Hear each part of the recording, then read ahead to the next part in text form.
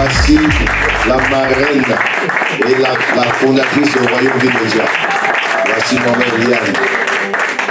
Je crois que beaucoup d'entre vous l'ont déjà vu. On a déjà vu sur les plateaux télé avec. Maman Liane, tu peux prendre ta place et nous allons accueillir la lauréate de ce soir, l'écrivaine.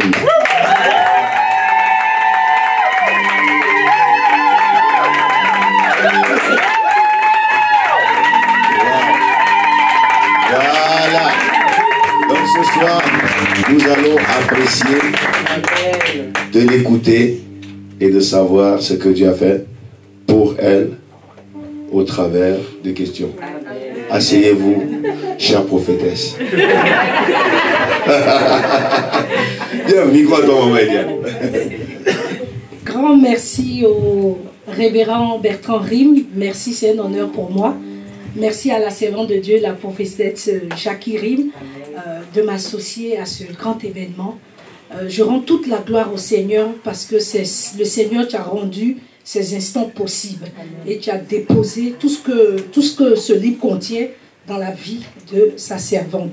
Encore bienvenue à cette belle dédicace. Que Dieu vous bénisse. Amen. Alors, servant de Dieu, je suis ravie de vous retrouver. Moi aussi. Et je bénis le Seigneur parce que vous n'êtes pas seulement physiquement belle, mais intérieurement aussi. J'ai eu à le lire dans le livre. Alors, nous allons tout de suite passer à notre temps de dédicace.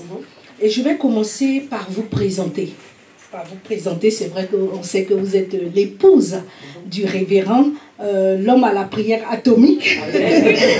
Mais j'aimerais dire à tous ceux qui nous suivent que la servante de Dieu est née un 21 avril à Corbeil-Essonnes, en France, d'une famille croyante mais non pratiquante, c'est-à-dire elle n'a pas eu d'éducation religieuse ni spirituelle. Elle est d'origine congolaise, cadette de l'union légitime de son père et de sa mère, dont naîtront 4 enfants, bien repartis, 2 garçons, 2 filles. Voilà, c'est ça. Okay. Et je continue pour dire que vous êtes une femme complète, une femme à plusieurs casquettes, épouse, comme on l'a dit tout à l'heure, du révérend Bertrand Rim. Vous êtes mère de 6 filles, mère de famille, pardon, de 6 enfants. Excusez-moi les garçons si je vous exclus, mais de 6 enfants. Vous êtes leader de l'Assemblée chrétienne, mission internationale, foi en action. Vous travaillez auprès de votre époux, le révérend Bertrand. Et vous êtes aussi visionnaire, influente, visionnaire, on en parlera tout à l'heure. Et moi, quand j'ai lu ce livre, je vous ai ajouté d'autres qualités. D'autres qualités parce que je dis c'est pas possible. Vous êtes véritablement une choisie de Dieu, une élue, une femme belle l'âme et de valeur. Et vous avez aussi une odeur agréable. Quand je parle d'odeur, je parle du spirituel. Et vous êtes une lionne. Vous êtes une lionne parce que quand vous apparaissez dans la vie d'une personne, vous l'impactez. Et vous permettez à ces personnes de recevoir ou bien d'acquérir ces valeurs que ces personnes souhaiteraient avoir dans leur vie. Et je termine. Pendant que je lisais, à un moment donné, le Seigneur m'a donné un flash. C'est comme je voyais une branche qui était pliée, mais qui ne se cassait pas. Et tout de suite, j'ai dit le roseau. Vous êtes comme un roseau parce que vous avez subi pas mal de choses, pas mal de situations. Et comme le roseau, il subit tous les aléas des saisons, mais ne se rompent pas, ne se cassent pas. Vous êtes une victorieuse dans tous les combats parce que nous l'avons vu dans le livre. Voici ce que j'ai reçu quand j'ai lu ce livre. Donc, la présentation de la servante faite, nous allons passer à la présentation du livre. Mais la présentation du livre, elle sera très brève parce qu'elle est là pour en parler. Alors, dans ce livre, Libérer des blessures et rejets du passé, regret, pardon, excusez-moi, c'est l'émotion. Donc, libérer des blessures et les regrets du passé. Dans ce livre, la prophétesse nous révèle comment vous pouviez triompher du regret, et vivre une vie épanouie. Du rejet et du regret. Oui, c'est pas fou. Ah d'accord. Oui, c'est pas fou. Gloire à Dieu. Et du rejet et du regret. C'est pas faux. Merci. Alors, la servante de Dieu, ce qui m'a marqué, elle a véritablement ouvert son cœur. elle a ouvert son cœur et elle a souhaité se révéler intimement à nous, c'est-à-dire vous qui la suivez, vous qui la connaissez peut-être de loin, mais elle l'a fait pour que ce livre vous soit en bénédiction. Et dans ce livre, elle nous dit aussi que c'est possible de se relever après un passé douloureux. Je ne sais pas comment votre passé a été, mais quel que soit le nom du passé, elle explique que c'est possible de se relever. Alors, je termine pour dire dans cette présentation que ce livre témoigne de la grâce et de la miséricorde de son Seigneur et Sauveur Jésus-Christ Nazareth. Alors, je ne sais pas si on peut acclamer le Seigneur pour cette première partie. On dit merci vraiment pour ce livre. Alors, je vais me tourner vers vous, servante, et je peux vous tutoyer ou vous vous sentez à l'aise? Je préfère qu'on se tutoie. D'accord. Alors, j'aimerais savoir pourquoi et ce qui t'a poussé, motivé à écrire et à partager votre témoignage. Alors merci. D'abord j'aimerais dire shalom shalom à toute l'assemblée, à toutes les personnes qui se sont déplacées. Je vois ma famille en Christ, je vois ma meilleure amie, mon meilleur ami d'enfance qui est là. J'ai mon mari, j'ai tout le monde, donc c'est un moment qui est vraiment un moment très très très émouvant pour moi. J'ai préparé mes mouchoirs au cas où. Donc voilà, j'aimerais dire merci à mon mari qui a préparé tout cet événement, parce que c'est lui qui a pris en charge toute la préparation. Je bénis l'Éternel pour ça, et puis je veux rendre grâce à mon Jésus. Amen. Mon Jésus que j'aime tellement depuis plus de 20 ans maintenant, presque 21 ans. Et voilà, j'aimerais d'abord vous dire merci à vous tous qui êtes présents aujourd'hui. Merci à toutes les personnes qui me suivent depuis un bon moment sur les plateformes des réseaux sociaux. Et voilà, c'était d'abord un premier temps, je voulais vous dire merci. Merci à chacun de vous. Donc voilà, pour la question, qu'est-ce qui m'a poussé à écrire ce témoignage? Pour dire vrai, c'est l'Éternel vraiment qui m'a inspiré à écrire ce témoignage. J'ai reçu donc l'aval du Seigneur d'écrire ce témoignage, de le rendre public, il y a maintenant à peu près 3 ans, donc c'était en 2018. J'étais tout simplement en vacances en Espagne, et le Seigneur me dit, voilà, c'est le moment où je veux que tu commences à rendre témoignage de ce que j'ai fait pour toi. Voilà. Donc j'étais en vacances et j'avais déjà commencé ma vision de femme soumise à Dieu, femme d'influence. Mais voilà, elle n'était pas encore bien formée. J'étais en train d'essayer un petit peu de la façonner. Et Dieu me dit, voilà, dans cette vision, tu vas parler aux femmes. Tu vas parler aux femmes et je vais utiliser l'histoire de ta vie. Je vais utiliser ton parcours pour interpeller des femmes qui se reconnaîtront dans ton histoire. Et là, j'ai dit, mais Seigneur, ça va être compliqué. Parce que je tiens à préciser que le livre a été aussi pour moi un moyen thérapeutique. Ça veut dire que parfois, lorsqu'on a vécu des choses difficiles, des traumatismes, on a l'impression que parce qu'on est chrétien, on prie, on va à l'église, on a le Saint-Esprit, on pense que toutes ces fondations sont automatiquement renversées. Chose qui n'est pas vraie. Il faut que ça prenne du temps. Le Saint-Esprit prend le temps à reconstruire l'âme. L'esprit ressuscite, mais l'âme prend du temps dans un processus de délivrance pour pouvoir réellement laisser les fleuves d'eau vive couler et nous s'épanouir à l'intérieur de nous-mêmes.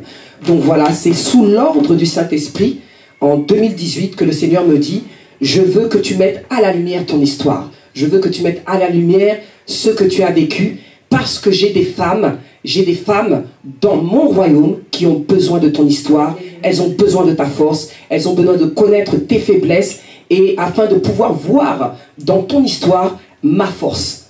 Parce que c'est dans ma faiblesse que la force de Dieu s'est exprimée et s'est manifestée. Donc voilà, c'est ce qui m'a poussé. C'est pas venu de moi, mais en toute honnêteté, c'est l'ainsi dit l'Éternel. Amen, amen. Alors, ce que j'observe dans le corps du Christ, plusieurs écrivent leur témoignage. Plusieurs parlent de leur passé. Mais quelle est la particularité de cet ouvrage? Qu'est-ce que vous dites qui n'a pas été dit dans d'autres, par exemple, témoignages? Le message de fond. La force de ce message. Voilà, donc déjà, le message de fond, il est vraiment très simple. Il est très simple, c'est vrai que c'est un message qui est dit à peu près par toutes les personnes qui se convertissent. Jésus change les vies, Jésus réécrit les histoires, mais la particularité de mon message, c'est que pour ceux qui le liront, ils verront qu'il n'y a pas beaucoup de servantes de Dieu, dans le couloir de mon appel en tout cas, qui ont la même histoire que moi. Donc mon histoire est assez atypique. Alors le fond du message, c'était parler à des femmes blessées, parler à des femmes brisées, parler à des femmes qui ont été mises dans un couloir où on les a dévalorisées, et leur dire, c'est possible que Jésus réécrive votre histoire. C'est dire à des femmes qui sont blessées, des femmes qui sont totalement ébranlées dans leur homme intérieur, qui ont perdu leur dignité, qui ont été déshonorées, leur dire que quand bien même on commence avec de faibles commencements, les faibles commencements ne sont pas forcément synonymes de fatalité. C'est dire à des femmes blessées, des femmes brisées, des femmes qui ont eu de faux départs. Voilà, parce que dans mon livre, je parle de faux départs. Pour dire qu'on peut avoir dans une vie de multiples faux départs. Et que la vie est faite de toutes les manières, lorsqu'on a la foi, de divers départs dans différentes saisons de notre vie. C'est dire à des femmes que les faux départs ne sont pas forcément des décrets irrévocables. Voilà. Donc c'est ça le fond du message. Le fond du message, c'est dire, ce n'est pas une fatalité d'avoir mal commencé. Ce n'est pas un décret irrévocable d'avoir été dans une vie passée qui a été catastrophique, dramatique. Voilà. C'est possible que Jésus change l'histoire. Vous êtes l'exemple. Voilà, exactement. Merci. Alors, vous parliez de votre enfance dans ce livre. Et votre enfance a été comblée d'amour, d'affection, hein, jusqu'au jour où vous recevez un choc, le choc, le divorce de vos parents. Et ça a été une séparation certainement compliquée. Mais comment vous l'aviez vécu? Très difficilement, parce qu'il faut savoir que entre ma personnalité actuelle, en tant que femme, et ma personnalité d'enfant, c'est vraiment deux personnalités totalement différentes. Donc quand j'étais enfant, j'étais une petite fille, comme je l'explique, je suis la cadette de l'union de mon père et de ma mère, donc je suis la dernière. J'ai vécu dans un cocon familial, en toute honnêteté, lorsque j'étais enfant, qui était un cocon familial où j'étais un peu le centre d'attention de mes parents. Donc voilà, j'étais le centre d'attention de papa, le centre d'attention de maman, le centre d'attention de mes frères et de ma sœur, dont nous sommes nés de l'union de mon père et de ma mère, que je précise clairement donc dans mon histoire. Parce que là, on est 4 nés de l'union de mon père et de ma mère, mais j'ai d'autres frères et sœurs. Nous sommes 11 en tout. Donc voilà. Et lorsque j'étais enfant, papa était un homme qui m'a beaucoup couvé. Maman était une femme aussi, quand j'étais toute petite, qui me couvait beaucoup. Et mes grands frères, alors n'en parlons pas. J'ai toujours été dans une atmosphère remplie d'affection, de câlins, d'attention. Donc j'étais souvent le centre d'attention. Donc voilà, jusqu'à à peu près 4 ans, j'ai encore des souvenirs où je dormais entre mon père et ma mère. Voilà, je dormais encore entre les deux. Donc j'étais un enfant plutôt équilibré, on va dire. J'étais un enfant équilibré émotionnellement. Et donc vers l'âge de 4 ans, à peu près 4-5 ans, il y a donc la rupture de la relation entre mon père et ma mère. Et il y a le divorce qui va se présenter. Ma mère va partir quelque temps à Kinshasa, et nous allons rester 6 enfants avec papa. Et c'est là où j'explique dans mon histoire que c'est la porte ouverte à la première blessure. Pour dire qu'en fin de compte, tout a une histoire.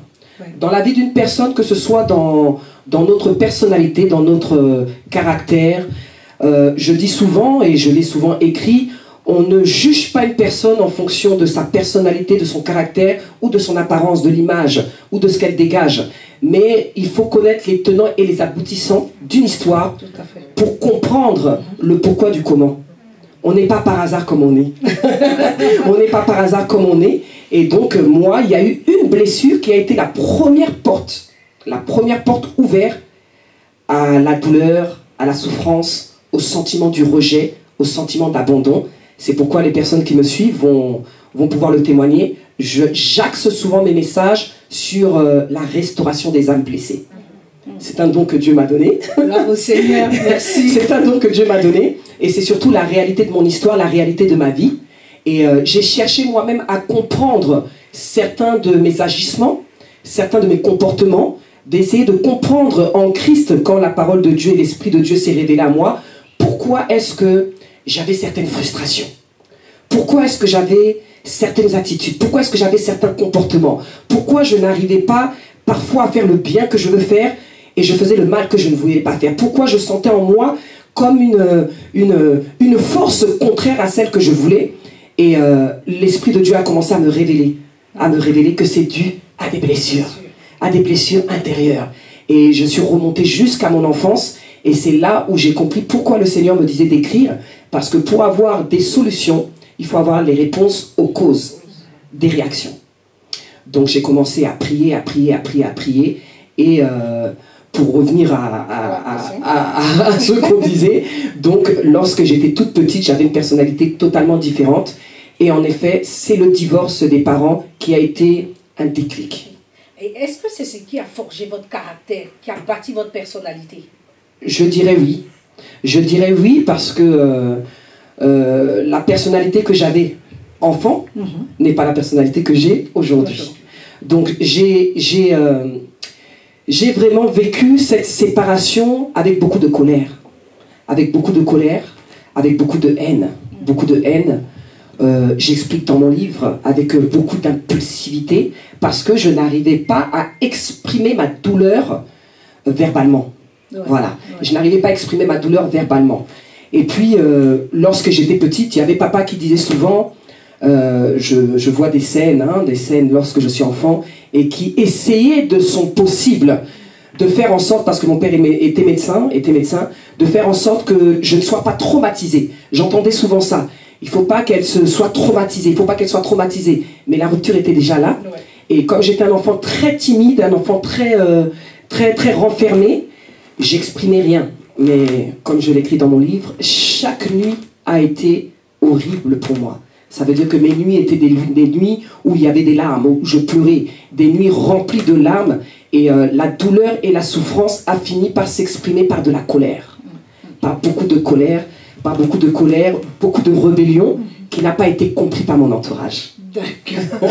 Alors, on ne va pas tout dire, sinon finalement, nous ne pourrons pas écouler les livres, mais nous voulions juste comprendre ce que vous avez vécu, mais en restant véritablement succinct pour permettre à tous ceux qui nous suivent et tous ceux qui vont se retrouver en vous de pouvoir utiliser le livre pour leur guérison, aussi guérison spirituelle.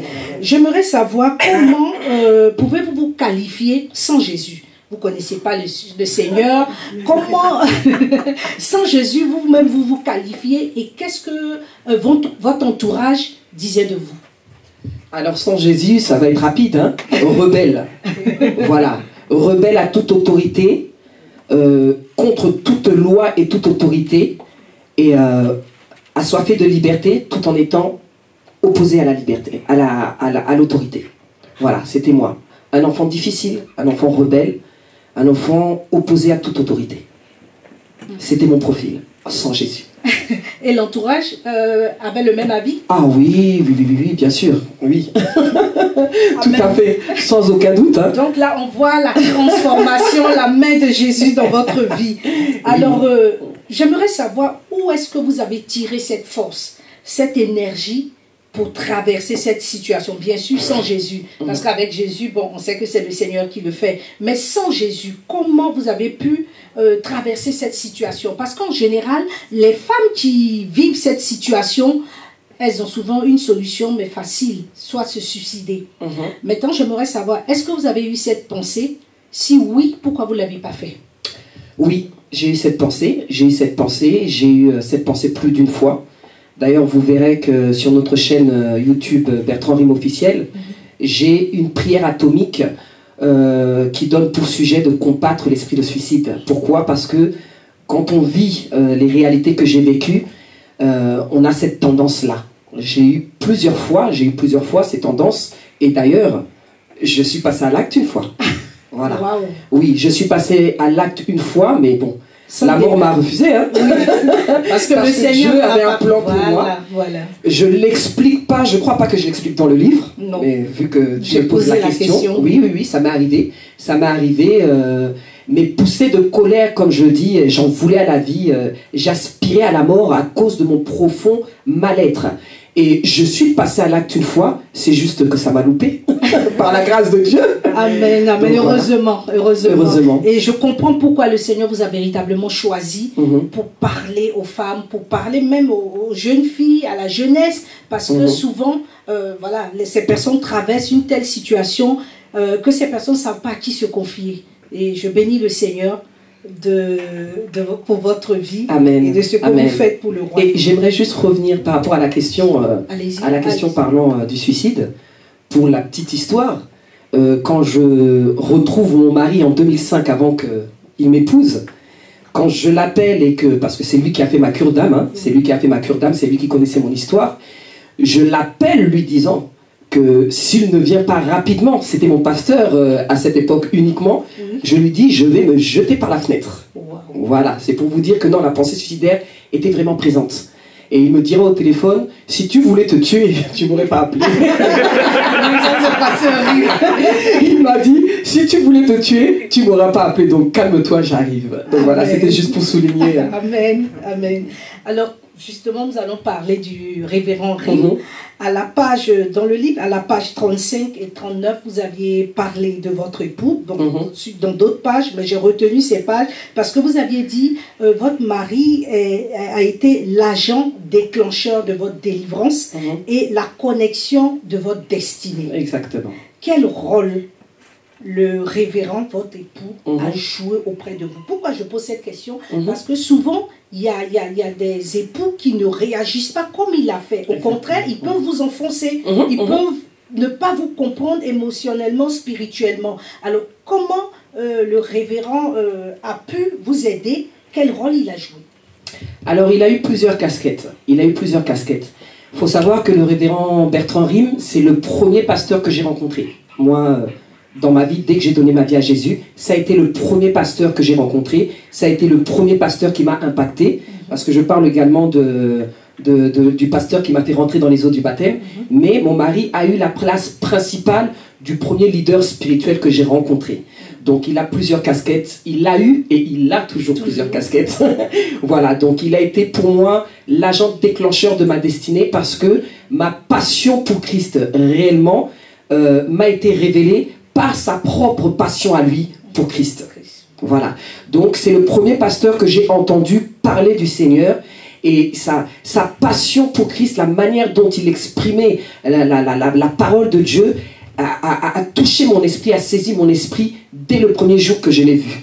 J'avais été impressionné de voir un jeune homme de 24 ans, à l'époque il avait 24 ans, qui parle de Jésus de cette manière-là. Ça m'avait interpellé, ça m'avait tellement interpellé, à tel point que je me rappelle que j'avais été le voir à la fin d'un culte, et je lui avais dit, mais pasteur, je vous ai entendu parler du Seigneur, et ça devait faire peut-être 3 fois que je l'avais écouté, et je lui disais, mais quand je vous entends parler de votre passion pour le Seigneur, vous me présentez cet homme de Dieu, cet homme de Galilée, je lui dis, je me sens tellement bien, je me sens saisi à l'intérieur de mon esprit, mais dès que je rentre chez moi, je sors de l'église, j'ai une profonde tristesse qui m'habite. Donc ça a été le premier dans ma vie, dans mon parcours, dans la foi, qui m'a expliqué comment conserver la présence de Christ que j'entends, que je reçois dans l'église, partout où j'irai. Donc il a été un agent déclencheur, premièrement, dans ma foi avec Dieu.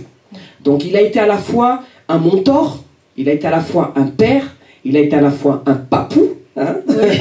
ce fameux papou que tout le monde appelle aujourd'hui papou. Je l'ai appelé papou parce que j'avais une grande intimité avec lui en tant que sa fille spirituelle, sans aucune ambiguïté, bien sûr. Il a été un papa, il a été surtout un mentor déclencheur de la foi chez moi, parce que fragilisé par mon vécu, totalement déséquilibré en toute honnêteté, s'il n'avait pas été l'apôtre de la foi qui me booste parfois même durement, hein, parce que oui, c'est pas facile, c'est mon mari, mais en même temps avoir autant de casquettes, c'est un peu difficile, c'est un peu délicat, mais la manière dont il m'a accompagné pour me forger a parfois été très brutale et très dure, mais je reconnais aujourd'hui que c'était la méthode qu'il fallait à cause de mon caractère naturellement rebelle que j'avais. le Seigneur le préparait véritablement pour vous, parce qu'en amont, il y a eu un travail qu'il a eu à faire. Oui. Et quand le Seigneur a permis que vous soyez mariés, je pense que le travail a été encore légèrement plus facile. Oui. Et je veux bénir le Seigneur. Est-ce qu'on peut acclamer le Seigneur pour ce couple? Parce que c'est véritablement un modèle, voilà, un modèle pour nous qui vous écoutons, qui vous côtoyons, et nous voulons vraiment dire merci au Seigneur. Aujourd'hui, dans l'église, plusieurs veulent se marier.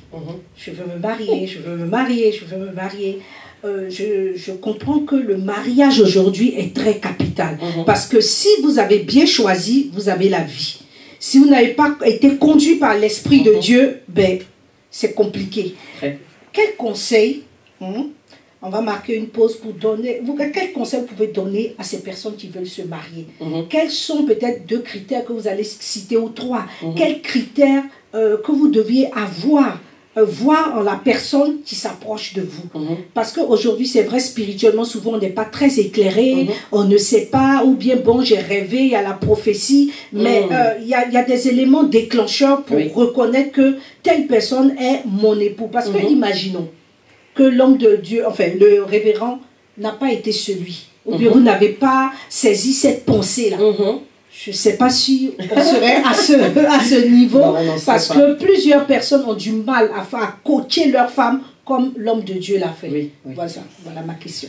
Alors, ce que je dirais au sujet du mariage, c'est que premièrement, je pense que le conjoint, en tout cas je parlerai particulièrement pour les femmes, parce que je suis mieux placée pour les femmes, bien sûr. Tout à fait. Je pense que le premier critère, ce serait de pouvoir voir en son futur mari, en son futur conjoint, le caractère de Christ. En toute honnêteté, le caractère de Christ. Comme je l'ai dit auparavant, moi, quand je écoutais mon mari, quand je le regardais, quand je l'écoutais, c'est Christ que je voyais.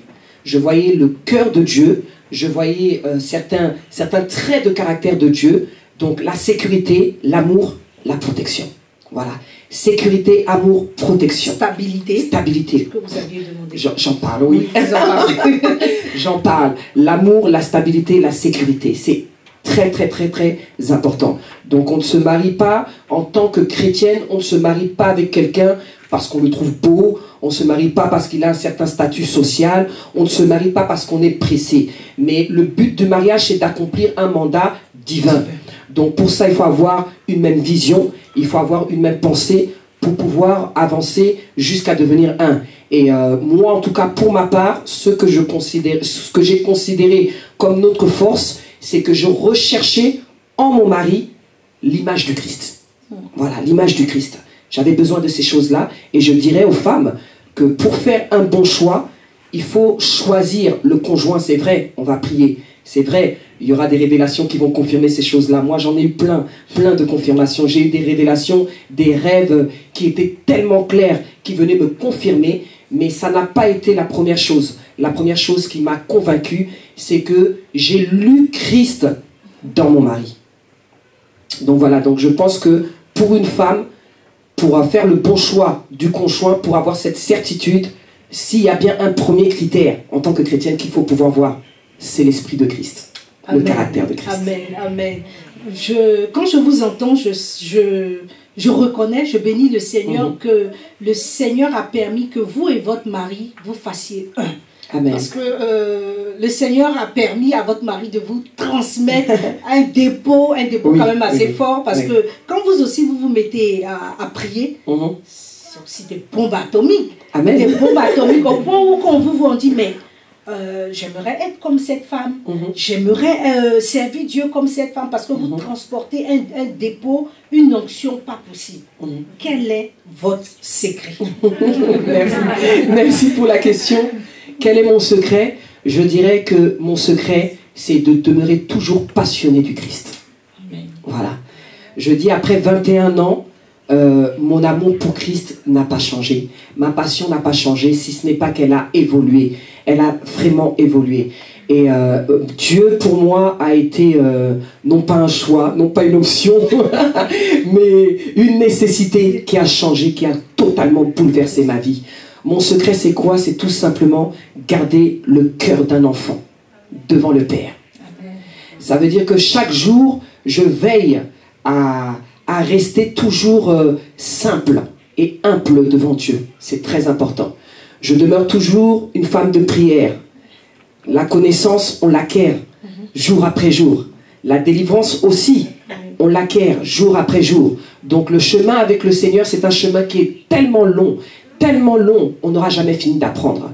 Et moi, pour moi, ma clé, mon secret reste ma passion amoureuse pour Christ. Mon premier amour, je ne l'ai jamais perdu. Wow. Je ne l'ai jamais perdu et j'y vais chaque jour. Donc je dis souvent cette phrase, j'ai fait de Christ ma réalité. Yes. J'ai fait de Christ ma réalité. Ça veut dire que je le sens en moi plus fort que je peux te voir là devant moi. Et je parle avec constamment. J'ai développé une vie de prière qui m'a permis d'être extrêmement sensible à la voix de l'Esprit. J'ai développé une communion et une intimité avec Dieu qui m'a amené à ne dépendre que de lui. Ce qui fait que année après année, jour après jour, je sens que Dieu me transporte dans la croissance. Pourquoi? Parce que je conserve avec crainte et tremblement le dépôt que Dieu a mis en moi dès le commencement. Ouais. Oui, vous pouvez acclamer le Seigneur. Voilà, vous pouvez acclamer et merci pour cette réponse. Amen. Je vais juste vous dire que vous pouvez préparer vos questions parce que tout à l'heure, c'est vrai que j'ai posé des questions, je n'ai pas tout dit. Vous avez certaines questions en fonction de votre sensibilité, donc vous pourriez la poser tout à l'heure. Servante de Dieu, vous êtes une visionnaire et vous avez une plateforme Femmes soumises à Dieu, Femmes d'influence. De quoi il s'agit? Parce que je sais qu'il y a des femmes qui disent, j'aimerais me connecter à cette femme. Elle a quelque chose. Je veux vraiment être en contact. Comment ces personnes peuvent rentrer en contact avec vous à travers cette plateforme et de quoi vous parlez pour leur permettre de pouvoir se positionner? Alors, Femmes soumises à Dieu, Femmes d'influence, c'est vraiment mon histoire déjà. Voilà. Femmes soumises à Dieu, Femmes d'influence, c'est la femme que j'ai été autrefois, qui était rebelle, qui grâce à la parole de Dieu a appris à se soumettre justement à l'autorité des autorités. Voilà. Donc, Femmes soumises à Dieu, Femmes d'influence, c'est mon expérience, c'est mon histoire et c'est ce que je veux transmettre aujourd'hui à plusieurs femmes et particulièrement aux femmes seules, parce que j'ai été une femme seule avec des enfants, aux femmes... Avec 3 enfants, oui, avec 3 enfants de bas âge, 3 petites filles de bas âge. J'ai été une femme blessée à l'intérieur. Donc vraiment, le but de la plateforme Femmes soumises à Dieu et Femmes d'influence est d'interpeller des femmes qui se lisent dans mon histoire. Voilà. Des femmes qui se lisent dans mon histoire, des femmes qui, face à leur réalité, face à leur vécu, face à leur combat, puissent réellement se retrouver dans mon message de foi, dans mon message d'impact, dans mon message d'influence. C'est transmettre aux femmes et leur dire que si nous voulons percer, influencer, impacter, il est indispensable que nous soyons premièrement des femmes soumises à Dieu. Donc on ne peut pas dissocier le succès, l'épanouissement, la stabilité, la réussite, l'épanouissement de la soumission. Et pour celles qui me suivent, très souvent les messages qui reviennent, c'est que c'est puissant, c'est impactant, voilà, c'est influent. Donc c'est ça, Femmes soumises à Dieu, Femmes d'influence, c'est un réveil pour les femmes. Et particulièrement pour des femmes qui pensaient que par leur histoire, elles n'avaient plus la possibilité de devenir des modèles, des exemples.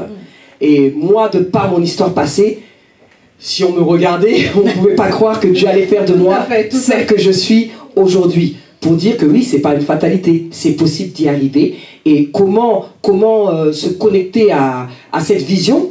Tout simplement en écrivant.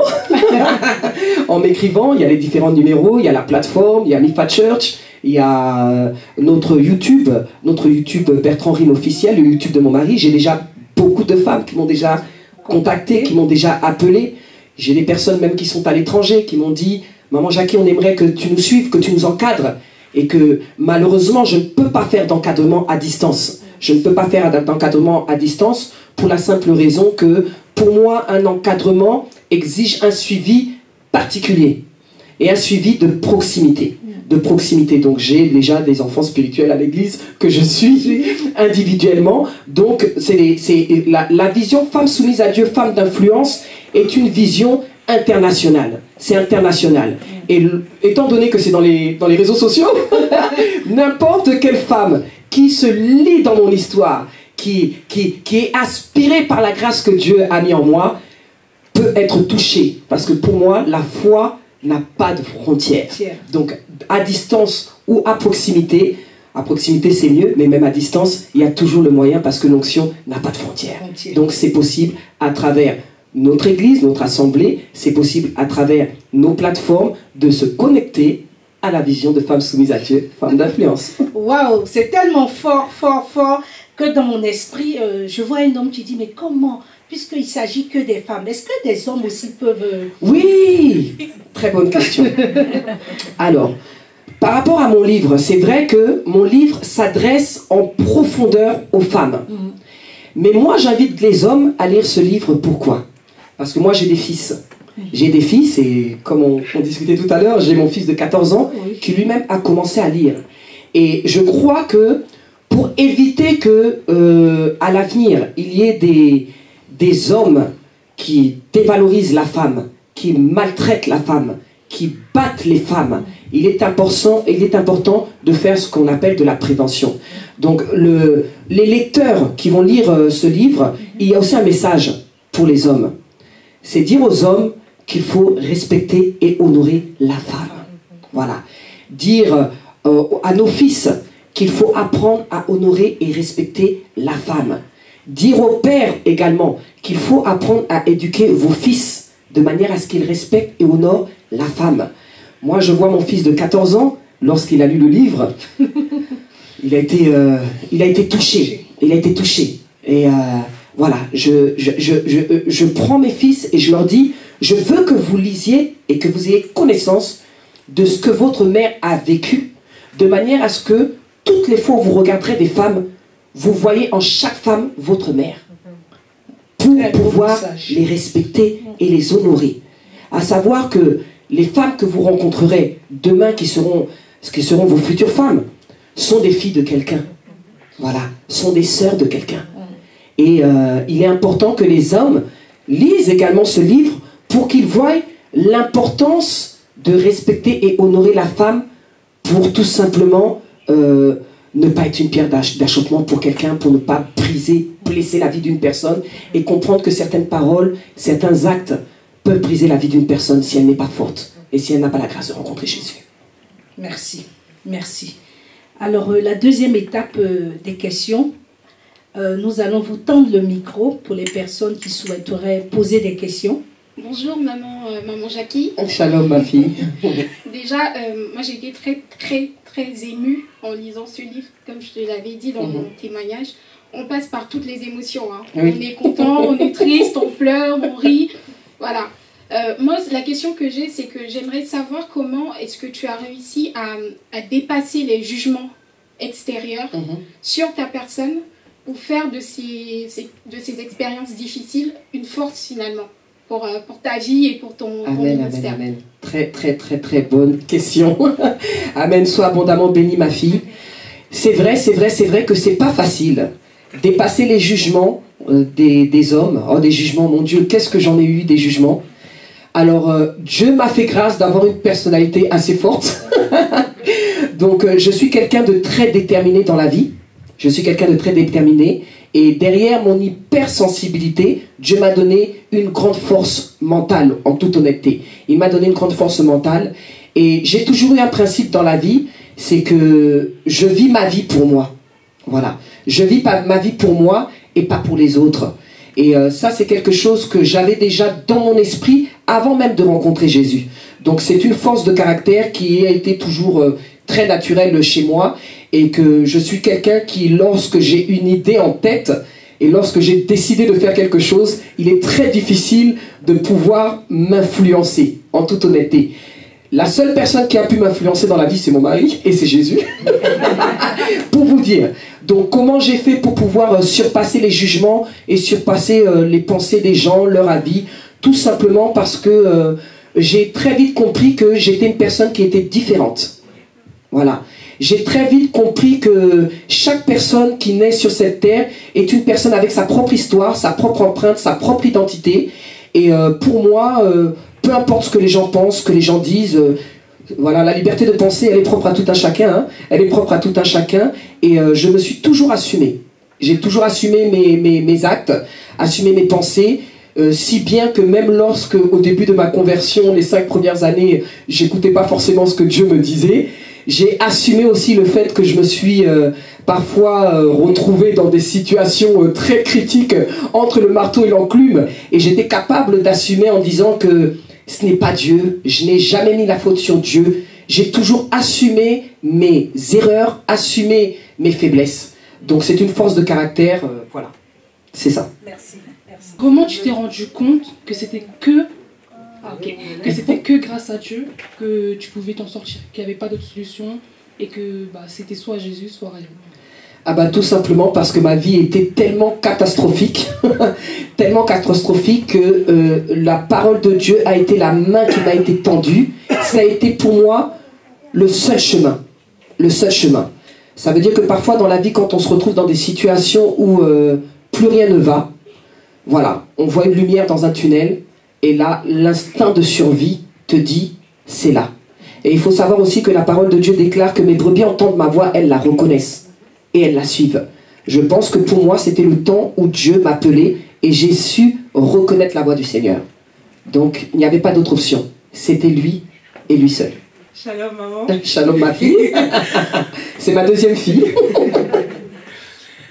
Moi, ma question, ça aurait été de savoir comment tu as fait pour savoir et être sûr que tu avais été définitivement libéré de tes regrets, libéré de tes blessures. Bonne question. Et que même si tu repenses, même si des fois tu reviens dessus, tu sais que c'est passé, il n'y a plus... je sais pas comment dire, il n'y a plus cette douleur, ouais. Mais tu sais que tu as fait abstraction dessus, tu es passé dessus. Et comment faire pour quelqu'un qui a des blessures intérieures, qui a des regrets et qui, malgré qu'il travaille dessus, n'arrive pas à s'en sortir en fait. Amen, amen, amen. Très, très, très, très bonne question. En fait, comment j'ai su que j'étais libéré et guéri des regrets et blessures du passé? En toute honnêteté, la guérison s'est fait progressivement. Et pour être honnête avec vous, pendant que j'écrivais, Dieu était en train de me guérir. Donc, pour nous dire que l'expression verbale ou l'expression écrite est très importante dans le processus de la guérison des blessures de l'âme. Donc, jusqu'à ce que j'écrive, jusqu'à ce que j'en parle, en toute honnêteté, les plaies étaient présentes. Si bien que dans nos réunions de femmes soumises à Dieu et femmes d'influence, lorsque j'ai commencé à en parler, avant même d'écrire, j'en parlais à l'église, dans nos réunions, je rentrais, et lorsque je rentrais, j'étais totalement abattu à l'intérieur de moi. Donc le fait d'avoir exprimé ma douleur, d'avoir raconté mon histoire, m'avait complètement détruit. Et en fin de compte, il était nécessaire que j'en parle, il était nécessaire que je l'écrive, il était nécessaire que je mette des mots dans mes mots pour que le Saint-Esprit m'amène dans mon processus de la guérison. Et j'aimerais par là, revenir sur le fait que femmes soumises à Dieu, femmes d'influence, donc on l'a souvent une fois dans le mois, et c'est aussi ça nos réunions. Nos réunions aussi, c'est permettre à des femmes de s'exprimer verbalement sur ce qu'elles ont vécu. Parce que la prière, c'est bien. La connaissance de la parole, c'est bien. Mais il faut savoir que dans le processus de la guérison des âmes, le langage a une grande importance. Le langage a une grande importance, ou l'écriture. Parce que tant qu'on n'exprime pas, l'âme reste toujours dans la prison. La prison de la douleur, la prison de la culpabilité, la prison du passé. Donc, en toute honnêteté, j'ai réussi à comprendre que j'étais totalement guéri lorsque j'avais fini d'écrire mon livre, lorsque j'avais commencé déjà premièrement à en parler à mes réunions de femmes soumises à Dieu et femmes d'influence, et que je n'avais plus mal. Donc, il fallait que j'en parle pour savoir si réellement la douleur n'était plus. Et je voulais juste dire aussi, il y a eu... pendant que j'écrivais, il y avait des scènes de mon passé que j'avais occultées dans mon esprit. J'avais occulté, qui m'avaient choqué, mais que j'avais oublié. Et qui, pendant que j'écrivais, sont remontées à la surface. Donc, le Saint-Esprit, pendant que j'écrivais, était à la fois, lui aussi, en train de ressortir mes douleurs et d'opérer en même temps. Donc voilà, j'aimerais dire à toutes ces femmes qui sont blessées, qui sont brisées, que ce n'est pas seulement la prière, ce n'est pas seulement le jeûne. Il faut apprendre à mettre des mots. Donc vous voyez que dans le monde, hein, les médecins diront allez voir des psychologues. Mais j'aimerais dire aussi que l'Église, c'est l'assemblée de Dieu, c'est la maison de Dieu, et que les serviteurs de Dieu font également office de psychiatre et de psychologue. C'est très important. Donc il faut juste trouver le bon moyen de Dieu, la bonne personne qui sait vous mettre en confiance, et il faut mettre des mots dans les mots. Moi, je m'occupe beaucoup de personnes qui ont souffert de dépression, des personnes qui souffrent d'oppression, des personnes qui très souvent m'ont dit « j'ai fait des églises et je pleurais, je souffrais et on ne me comprenait pas à l'église ». Des fois, les pasteurs ou les sœurs ou les frères me disaient « mais t'es une nouvelle créature, les choses anciennes sont passées, toutes choses sont devenues nouvelles. C'est pas normal que l'Esprit de Dieu ne t'a toujours pas consolé. » Non, c'est tout à fait normal. Parce que dans le domaine de la guérison de l'âme, il y a un processus à suivre qui exige de mettre des mots dans les mots. Il faut parler. Et lors de nos réunions mensuelles de femmes soumises à Dieu, femmes d'influence, celles qui viennent le savent, on a parfois des personnes qui explosent ici et qui vident leur sac. Alléluia. Elles vident leur sac. Elles vident leur sac avec leurs mots, avec leurs pensées et sans aucun jugement. Pourquoi? Parce que la guérison de l'âme et parfois même certains pardons ne peuvent s'exprimer qu'à travers un processus où on met des mots dans les mots.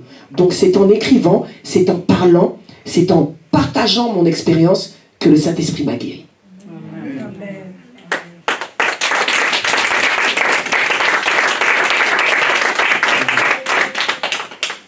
Tout à l'heure, tu as dit que très rapidement, tu as su passer au-dessus de ta différence. Oui. Mais du coup, comment tu as fait pour gérer cette différence quand tu étais en dehors de Christ? Et est-ce que cette différence, tu l'as plus sentie une fois que tu étais en Christ, ou elle était toujours là, mais d'une autre manière?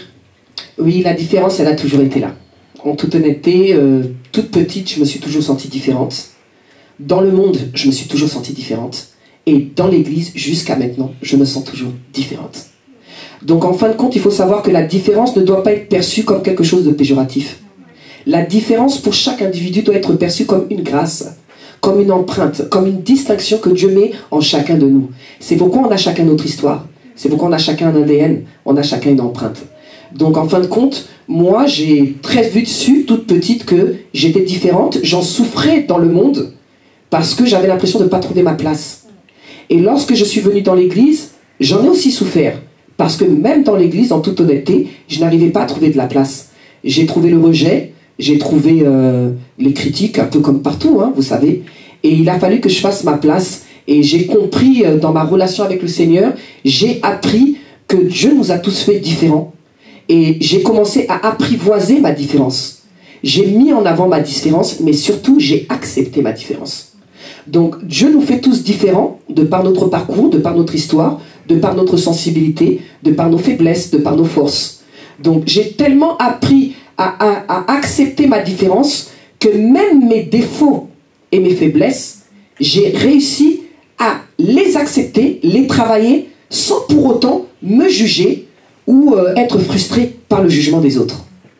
Donc la différence, je l'ai toujours su. Et comment j'ai fait pour pouvoir l'accepter et vivre avec? Tout simplement, je suis l'empreinte de Dieu, du Dieu vivant. Nous sommes l'empreinte de Dieu vivant. Et il faut apprendre à s'aimer comme on est, avec ses faiblesses, avec ses forces, avec ses défauts, ses failles et avec ses points forts. Voilà. Je voudrais dire que ce livre, je l'ai déjà lu 15 fois, 20 fois. Wow. À chaque fois que je le lis, j'ai l'impression que je ne l'ai jamais lu, en fait. Tellement qu'il est puissant. Amen. Et à chaque fois, je lis un passage, je me dis, mais est-ce que j'ai lu ça l'autre fois? Ah bon, il y avait ça aussi. Et donc, vraiment, merci pour ce témoignage. Amen. Qui, je suis sûre, parle à beaucoup de personnes. La question que je me pose, c'est, concrètement, comment on fait pour sortir de la culpabilité? Parce que c'est quelque chose, c'est une question que je me suis posée à plusieurs reprises. Parce que je me dis, quand on sait, ou quand on se rend compte après qu'on a fait des mauvais choix, alors par rébellion, par tétutesse, peu importe la raison, comment on fait pour sortir de cette culpabilité-là et d'arriver à se dire, bon, bah, c'est le passé et je recommence ma vie?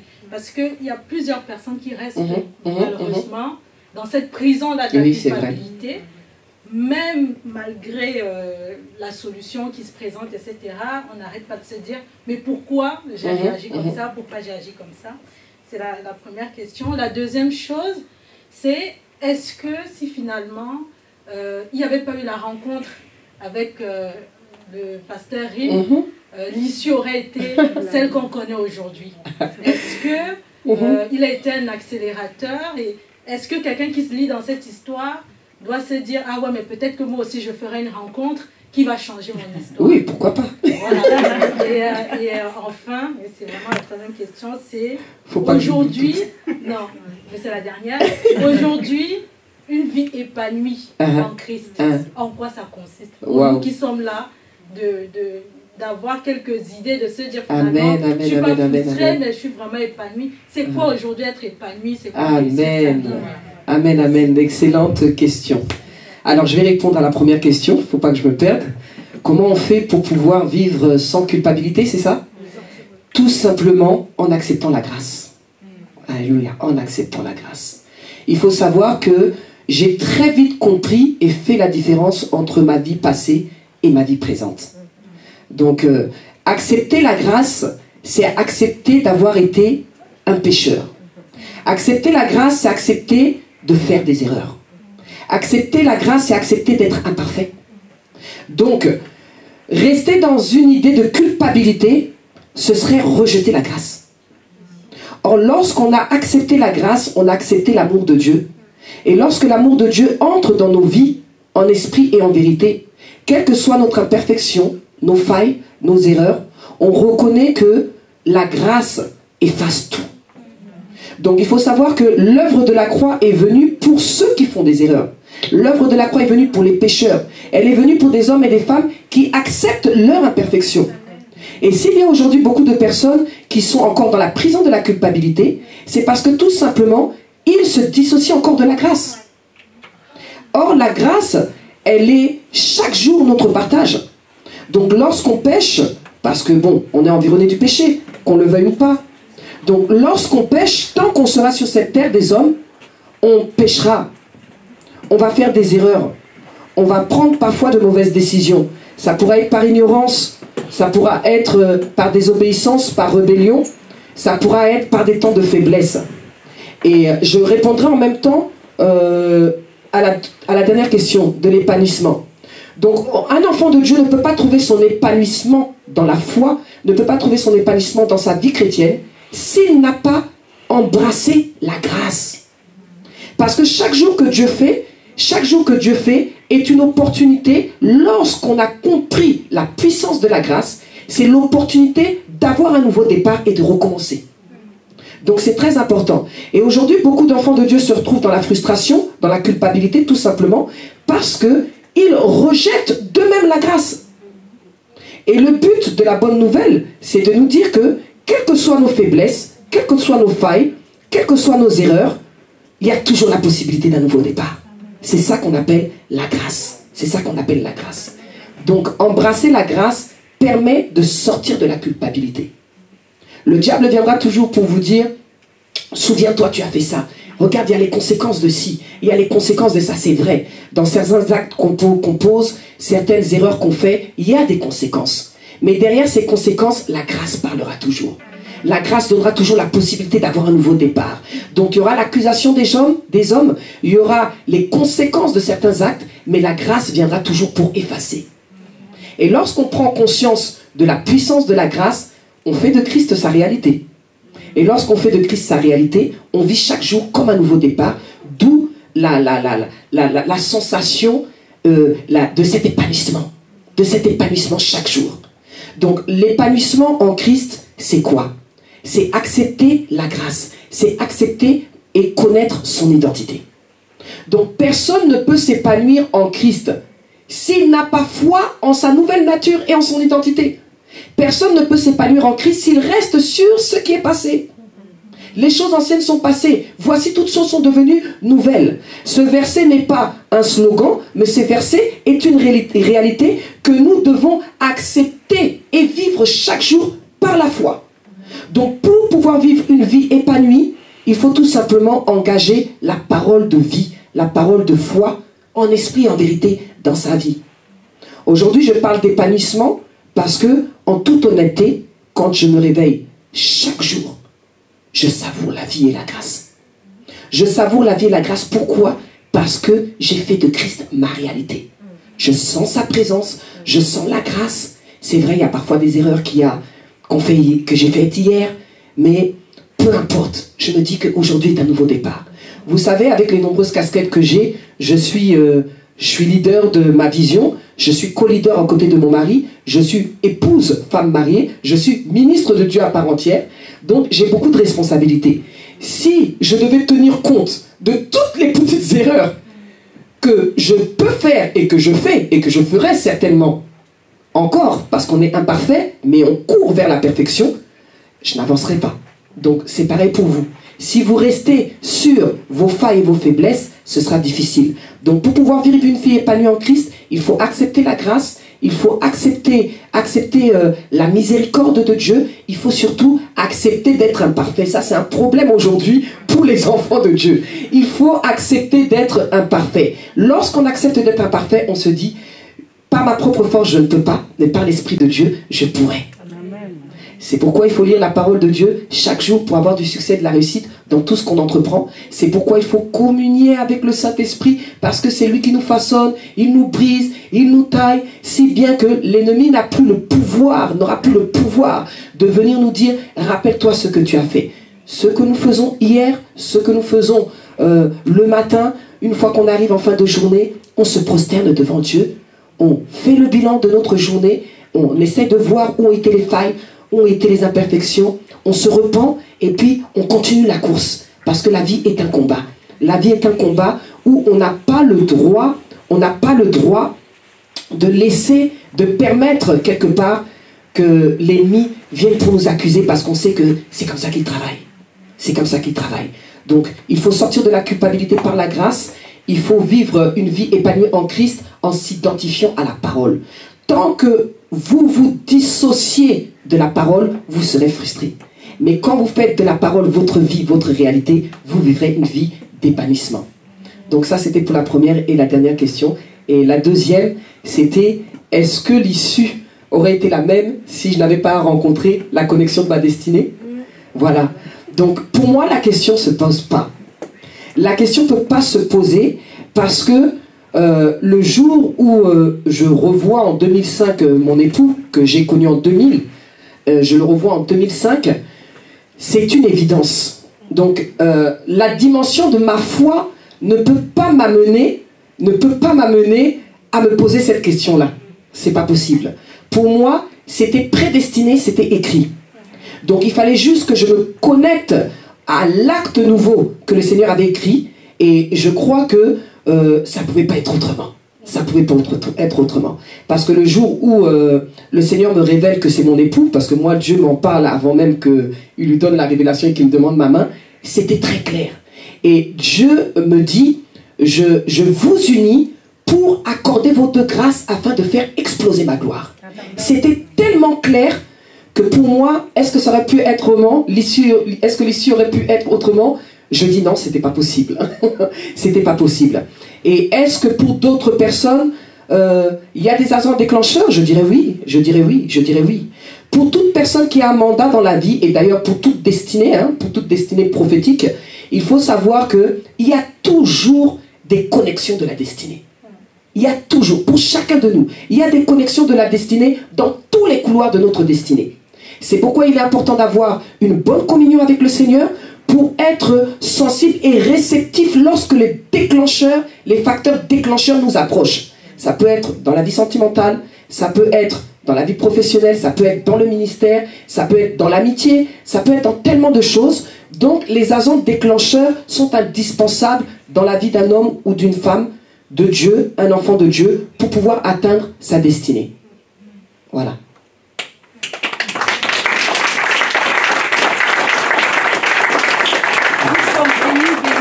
Amen. Alléluia. Amen. Nous sommes bénis. Je ne sais pas si c'est pareil pour vous, mais chaque question, les réponses de chaque question, je dis waouh Seigneur, parce que c'est fort, on ne peut pas rester indifférente à tout ce que vous nous transmettez cet après-midi, et vraiment merci Seigneur. Amen. Alors, ma question se trouve dans le chapitre 7. Dans le chapitre 7, vous parliez spécialement de votre père. Pourquoi? Pourquoi? Parce que mon père est décédé, hein? Donc c'est la lettre dédicace à mon père que j'ai inclus. Déjà parce que, comme je dis, derrière la douleur, derrière la souffrance, il y a des mots M-A-U-X. Et moi, je suis de nature quelqu'un qui a besoin d'exprimer sa douleur, d'exprimer sa souffrance, tout comme j'exprime aussi mon bonheur. Hein. Je suis entière et extrême, extrême dans toutes mes émotions. Et la lettre dédicace à mon père, je l'ai écrite dans un moment où j'apprends la mort de papa. J'apprends la mort de papa en novembre 2020.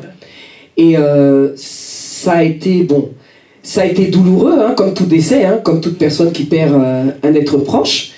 Et j'ai ressenti le besoin de mettre des mots dans mes mots. Et donc je lui dédicace ce livre. Pourquoi? Tout simplement parce que, comme vous le lirez, notre relation était très complexe.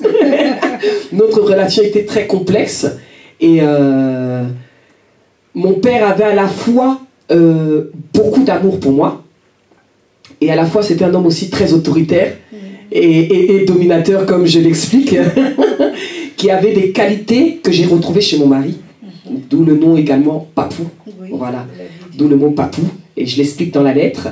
Et c'était un hommage pour moi. C'est mon premier livre, c'est mon premier témoignage, c'est mon témoignage. Et je ne pouvais pas le dissocier de mon témoignage parce que lui et moi, on a été dans un bras de fer constant tout au long de ma conversion et de ma vie chrétienne. Donc voilà, c'est un hommage, c'est une dédicace. Et cette lettre a touché beaucoup de monde. Et elle était profonde, elle est profonde. Et je voulais qu'elle soit indélébile. C'est pourquoi elle est dans mon livre du témoignage. Là, vous parlez de votre père, de la famille. Quand la famille a appris votre engagement pour le Seigneur, quelle a été leur réaction? Ah, la réaction n'a pas été bonne du tout. Hein. La réaction n'a pas été bonne du tout. Donc, comme je l'explique, on est issu d'une famille croyante, mais non pratiquante. Donc, nous, papa, maman, ne nous a jamais dit on va à l'église, même à l'église catholique. Non, il n'y a pas eu ça. Il n'y a pas eu ça. Donc, le fait que je ramène l'évangile dans la famille, parce que je suis la première de tous mes frères et sœurs qui ramènent la véritable conversion. Voilà, le message de la conversion, le message de foi, le message du changement radical a très mal été interprété. Le message de la vérité que j'atteste et que je confirme encore aujourd'hui a été mal reçu et mal interprété. Je l'explique dans mon livre. J'explique certaines scènes, beaucoup de choses que vous verrez à l'intérieur.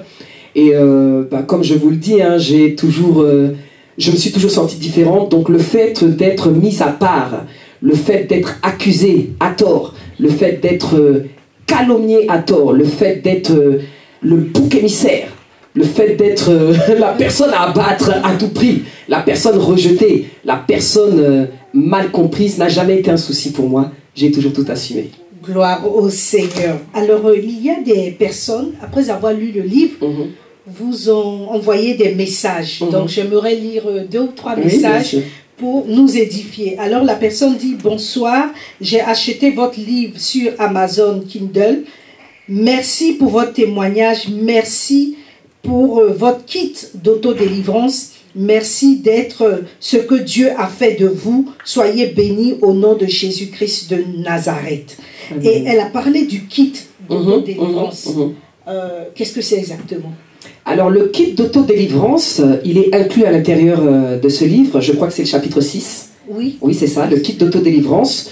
Donc, je tenais vraiment à ce que les personnes, les femmes particulièrement, qui vont se lire, puissent se lire dans mon histoire, puissent se lever, croire et prendre des armes pour aller au combat.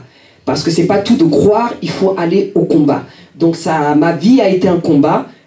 tout le parcours de ma vie a été de rebondissements et de combats. Donc Dieu a exercé mes mains au combat et mes doigts à la bataille. Donc face à des réalités spirituelles que j'ai vécues, que j'explique, que j'ai expérimentées, la seule issue pour moi, pour pouvoir m'imposer dans la nouvelle histoire que je voulais réécrire avec le Christ, était de pouvoir trouver les armes dans l'évangile, dans la parole de Dieu.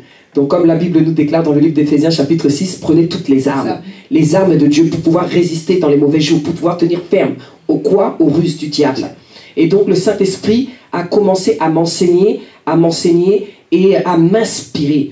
Donc les armes que j'ai utilisées sont des armes, ainsi dit l'Éternel. Il est écrit, j'ai fait des déclarations prophétiques, j'ai combattu et détruit certains liens de sang. J'ai renversé des autels ancestrales générationnels. Je suis vraiment rentré dans un combat spirituel pour briser certains liens. Parce qu'on ne peut pas tout dire, mais ceux qui liront verront comment les réclamations familiales étaient en train de me tirer vers l'arrière. Donc, il faut avoir une forte détermination. Oui. Il faut avoir une forte détermination. Oui. J'avais des combats de nuit, des combats spirituels, des combats. Mais comme je dis, Dieu a exercé mes mains au combat et mes doigts à la bataille. Donc, le Saint-Esprit, me voyant dans cette impasse, m'a donné les armes pour défendre mon territoire, défendre ma destinée et m'imposer dans la vie. Waouh! Et je me rappelle d'un passage, je ne sais plus c'était à quelle page, où votre époux vous disait, ma chérie, ça va aller. Oh oui. Tiens bon. Tiens bon, ça va aller. Ça, ce sont des paroles, waouh. Oui. Alors ça, ce passage, ça a été honnêtement le passage, l'épreuve de ma vie la plus difficile. Voilà. Ça a été l'épreuve de ma vie la plus difficile et c'était exactement en 2018. Donc pour vous dire que j'étais déjà ministre de Dieu. Wow. Voilà, j'étais déjà consacrée prophétesse parce que j'étais consacrée en 2015. Donc j'étais déjà au service et je ne m'attendais pas à l'épreuve qui allait se présenter à moi et je ne m'attendais pas à pouvoir surmonter cette épreuve. Je suis passé par beaucoup de choses, mais celle-ci, où mon mari me dit, ne t'inquiète pas, j'ai prié et Dieu m'a dit, il est avec nous. Ça a été l'épreuve la plus difficile où j'ai dû m'appuyer sur Dieu a dit, il est avec nous. Parce que c'était une période où Dieu ne me parlait plus individuellement et personnellement. Mais Dieu m'éprouvait dans la foi. Donc j'ai eu des combats à l'extérieur, j'ai eu des combats dans ma famille, j'ai eu des combats à l'intérieur de l'église. Ça veut dire que ça a été un tout qui s'est levé et émotionnellement, j'ai eu un choc émotionnel. Un choc émotionnel qui a fait que j'ai quelque peu été déstabilisé dans l'intérieur de mon âme. Et j'étais dans une impasse où c'était soit j'ai la foi, je crois tout simplement que Dieu a dit qu'il est avec moi, ou alors je m'effondre et Satan gagne. Et donc j'ai pris l'option de me dire, je prends la parole que mon mari m'a donnée me disant que face à cette situation, Dieu a dit, il est avec nous. C'était la période où les médecins ont diagnostiqué mon mal-être comme une dépression majeure. Voilà, comme une dépression majeure. Et je tiens à préciser qu'à cette période-là, j'avais tous les symptômes d'une dépression majeure. Et les personnes qui m'appelaient à cette période-là pour avoir des solutions n'étaient que des personnes dépressives. N'étaient que des personnes dépressives. Alors je me disais, Seigneur, c'est quoi? C'est quoi finalement? Et le Seigneur a fait en sorte que je me relève. Je me relève. Mon mari a été une force à mes côtés. Mes enfants aussi ont été une force à mes côtés. Et certains membres de mon staff, solides et fidèles, ont été aussi un grand appui. Vous étiez bien encadré. Oui, bien encadré. C'était indispensable. Amen. Parce que certaines fois, la prière ne suffit pas. Voilà, c'est important de le dire. L'amour, le soutien, c'est une force. Amen. Je suis vraiment bénie, moi. Bénie. Alors, il y a une autre personne qui dit, j'ai lu votre livre, il est poignant, votre Dieu t'a vraiment béni. Amen, amen, amen, amen, amen. Et la dernière dit, tu m'as fait pleurer dans ton livre. Force de frappe. Force de frappe. Amen, amen, amen, amen. Force de frappe. Force de frappe, force de frappe. C'est un surnom. C'est un surnom qui, premièrement, m'a été donné après un message, une prédication dont le thème était force de frappe. Voilà. J'ai prêché une prédication, c'était force de frappe, et j'ai eu des retours de plusieurs personnes qui me disaient, maman, quand tu as prêché ce message, je sentais la parole qui frappait mon cœur, Et puis une autre est venue me dire, non, maman, je t'appelle force de frappe, et c'est la réalité de ma vie. Je me suis pris des coups, mais j'ai su en rendre également pour rester debout. Que le Seigneur nous bénisse. Notre moment tire à sa fin. On n'a pas envie de vous laisser partir. En vous écoutant, nous sommes tellement édifiés.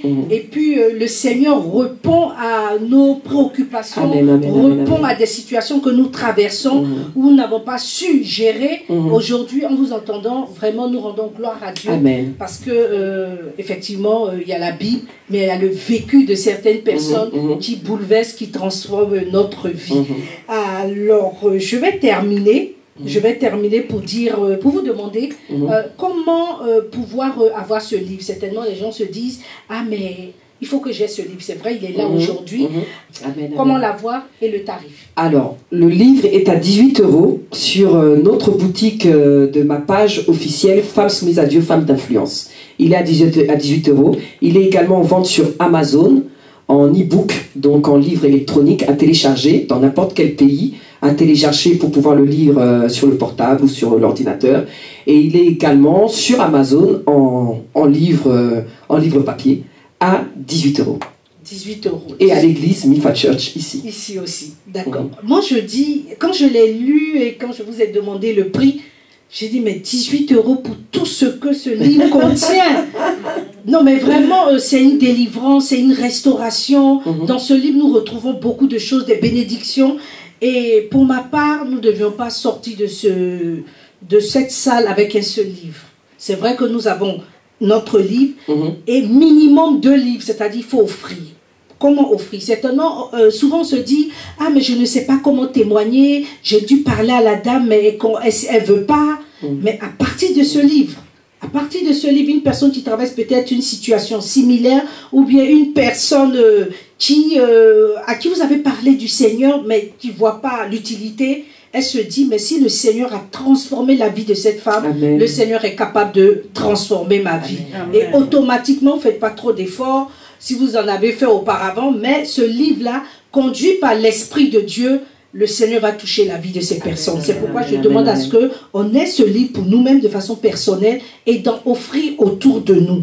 Voilà, certainement vous n'avez pas l'argent pour prendre 10 livres, 20 livres, mais vous pouvez revenir, vous pouvez les contacter et prendre assez de livres, peut-être pour des personnes qui ne sont pas forcément en France ou bien en Île-de-France, dans d'autres pays que vous connaissez, qui vivent ces moments, qui sont au bord du suicide, et ce livre va transformer leur vie. En tout cas, merci. Vous pouvez aussi, comme elle a dit tout à l'heure, participer aux différentes prières, des moments de prière, des moments de conférences, des moments des femmes soumises à Dieu, femmes d'influence. Vous pouvez le faire, femmes d'influence, soit en ligne, soit en présentiel. Elle a dit, je pense que vous êtes une connexion. Vous êtes une connexion et moi, je m'attache et c'est parti là.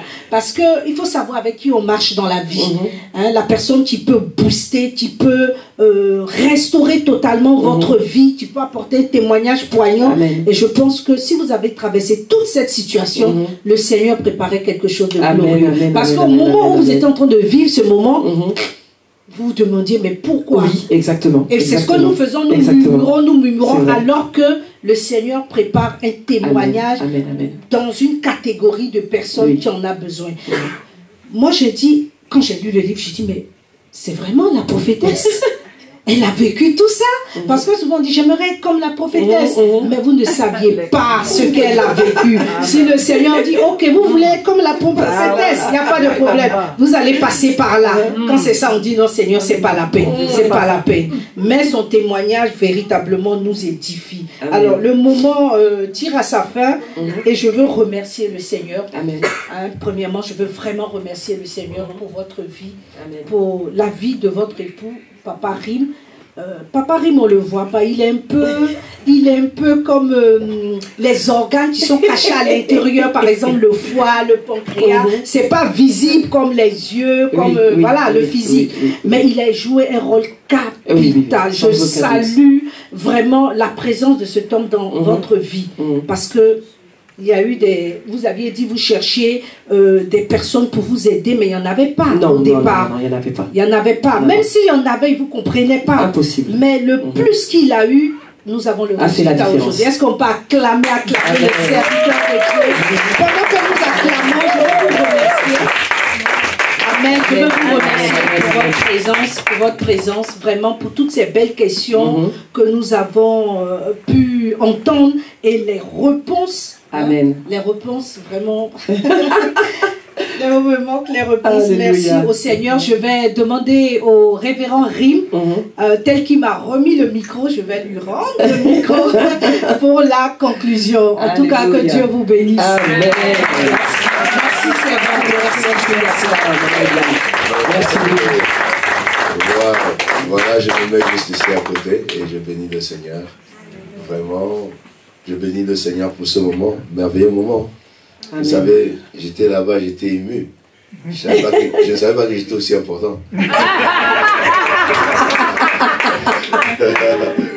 C'est quelqu'un qui a posé une question, c'est Fanny qui a dit, est-ce que ta vie aurait été le même sans la connexion de ta destinée?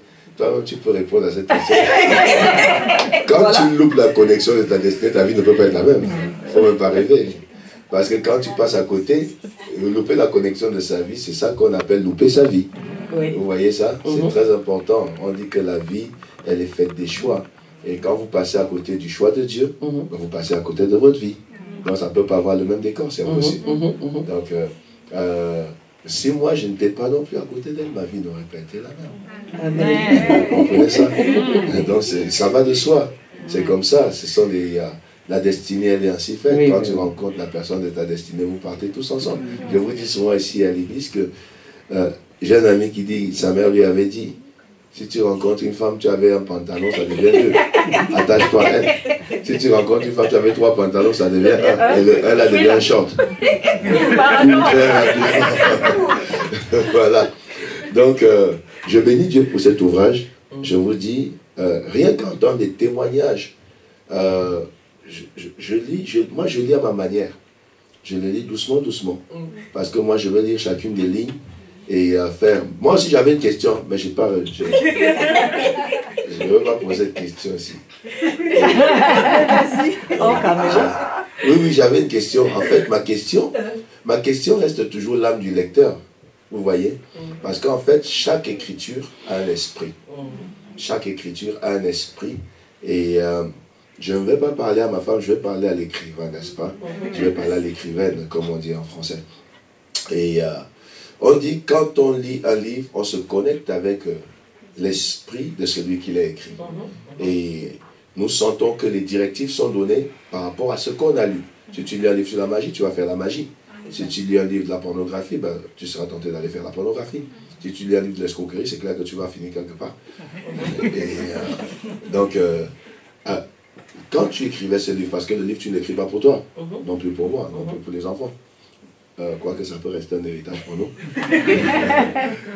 Mais quand tu écrivais ce livre, c'était quoi la pensée que tu avais pour le lecteur? En fait, quand tu écrivais, en un mot, j'écris ça, celui qui va le lire, ça va faire ça. C'était quoi? C'était de booster la foi. C'était de booster la foi. C'était de booster la foi. Le but était de ramener le lecteur à croire que c'est possible. Voilà. J'ai ma réponse. C'était ça la question. C'était ça la question qui tournait dans ma tête. En fait, c'était vraiment... bon, vous savez, il y a toujours l'esprit des Platon qui vient. Donc, c'était ça surtout la question, parce que derrière chaque livre, il y a un esprit qui accompagne. Il y a un message, il y a des messages. Chapitre 1, chapitre 2, chapitre 6, chapitre 7, chapitre 8. Mais il y a un message global qui englobe tous les chapitres. Vous voyez? Et donc, dans ce livre, on a des livres. Et Dieu l'a vraiment béni avec un message de la guérison de l'âme. Vous savez, moi, je peux prêcher sur la guérison de l'âme. Je peux jouer au office de psychologue. Mais quand elle touche, elle va dans des sphères que moi je n'affronte pas. Des sphères que je ne touche pas, elle a des sensibilités que moi je n'ai pas. Les amis, moi je suis un militaire. Moi je suis un militaire, vous me connaissez. Même quand je l'ai formé, même quand je l'ai formé, moi je dis, moi je suis un père aigle. Je te porte, je te jette sur la cime de la montagne. Et maintenant, tu dois savoir comment atterrir. Tu atterris mal, tu te casses les pieds. Oui. C'est ce qu'il me disait. Je les ai et j'étais choquée. Et elle était choquée. Elle me dit, hey, ça c'est quel père ça? C'est quel pasteur ça? Je dis bien, t'as cherché, t'as trouvé. Mais vous voyez, mais si je n'étais pas comme ça, avec comme elle était aussi, ça aurait été difficile. Il fallait que je sois un peu comme ça. Mais en fait, vous savez, c'est impossible de pouvoir unir formation et largesse. C'est vrai. Non. Tu ne peux pas. C'est impossible d'entrer dans un couloir. Vous avez vu Jésus insulter ses disciples combien de fois? Non, je veux prendre des mots crus.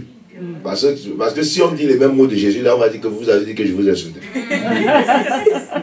Non, non, parce que si je dis les mêmes mots de Jésus sur vous, vous allez dire quoi? Le pasteur il insulte les gens. N'est-ce pas? Mais c'est les mêmes mots que Jésus avait utilisés. Donc on va dire quoi? Jésus il a insulté ses disciples combien de fois? Race de vipères. Bande d'incrédules. Bande d'incrédules. Jusqu'à quand vous supporterai-je? Vous voyez ça? La formation d'un homme de Dieu est très difficile. Et ça prend du travail. Au départ, quand je lui disais, tu vas prêcher dans le monde, tu seras en flamme. Elle me dit, moi. Oui. J'ai dit, si, toi. Toi. En fait, tu vois, c'est ça la vision. Un visionnaire, il voit dans l'autre, ce qu'il ne voit même pas dans lui-même. Elle dit, moi, je suis timide. Même quand je l'amenais m'accompagner, aller prêcher dans les églises, elle aimait s'asseoir derrière. De toutes mes filles, la plus timide, c'est celle qui prêche ici. C'est vrai. La plus timide de toutes les timides de tous mes enfants. C'est Yanis. C'est Yanis. Émilie, moi. Moi, c'est Émile, c'est mon Émilie là-bas. Elle, quand tu venais chez nous, une fois, deux fois, trois fois, c'est la quatrième fois que tu la vois, peut-être, ou la cinquième, ou la huitième fois, que tu dis, celle-ci, c'est qui? Moi, je sais que c'est ma fille. Je dis, mais elle est souvent où? Non, elle n'est jamais là. Elle est toujours dans son coin, en train de jouer. Elle joue seule dans son coin, et elle fait ses choses toute seule. Et personne ne pouvait imaginer qu'elle pouvait se tenir là, même si on lui disait. Mais ce que j'aime chez elle, c'est que quand elle était petite, quand tu disais, qu'est-ce que tu vas faire dans la vie? Elle dit, moi, je serai maman pasteur. Je vais prêcher. Je vais prêcher. Et elle prêche. Amen. Et elle prêche. Et en fait, vous savez que Dieu nous prend toujours à contre-pied. C'est là où on ne pense pas aller que Dieu nous emmène. C'est ce qu'on ne pense pas faire que Dieu nous fait faire. Mon ami, dans mon calendrier le plus strict, ça n'a jamais existé que je sois pasteur. Mais Dieu m'a emmené là où je ne pensais pas. Et je bénis le Seigneur pour cet ouvrage. Moi, ce que je vais juste dire aux gens, ne voyez pas que vous achetez un livre. Voyez que vous soutenez une œuvre. Amen. Et au-delà des 18 € de ce livre, c'est bien déjà de l'acheter à 18 €, mais pensez à soutenir une œuvre. Ça veut dire, tu veux l'acheter à 20 €, tu l'achètes. 50 €, tu l'achètes. 100 €, tu l'achètes. Pour soutenir une œuvre. Si tu veux l'offrir à quelqu'un, à 2 personnes, 3 personnes, tu connais des personnes qui ont des problèmes de dépression, de machin, dis-lui s'il te plaît, lis ça. Pour ta situation là, lis seulement ça. Quand tu auras fini de lire, appelle-moi. Dis-lui, je n'ai pas, j'ai pas d'autre chose à te donner, je t'apporte la bombe de l'année. Lis ça. Quand tu auras fini de lire, appelle-moi. Si elle t'appelle pour te dire, j'ai tel problème, tu dis, est-ce que tu as lu ce que je t'avais donné? Non, j'ai pas. Lis ça. Insiste. Quand elle va finir de lire, elle va t'appeler pour te dire merci. Et tu auras gagné une âme. Et surtout, si elle te dit, j'ai envie de voir la dame. J'ai envie de venir avec toi à l'église un jour. Tu auras gagné une âme au Seigneur. Et il y a ce livre va préparer d'autres livres.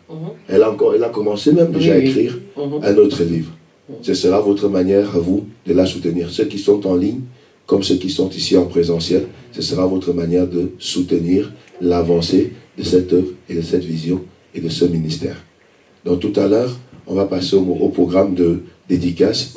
Elle va être dédicacée. Si c'est pour quelqu'un, donner le nom de la personne, pour qu'elle puisse lui mettre un mot chaleureux dedans. C'est un mot qui peut compléter. Vous savez, rien que le fait qu'on dise à quelqu'un Jésus t'aime peut changer sa journée. Amen.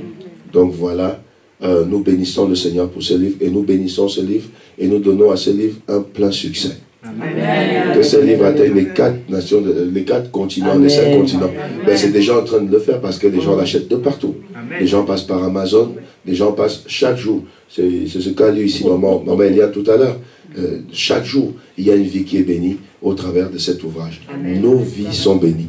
Ça, c'est un don, c'est une grâce qui est dans la prophétesse. Soutenons cette grâce et poussons cette grâce de l'avant.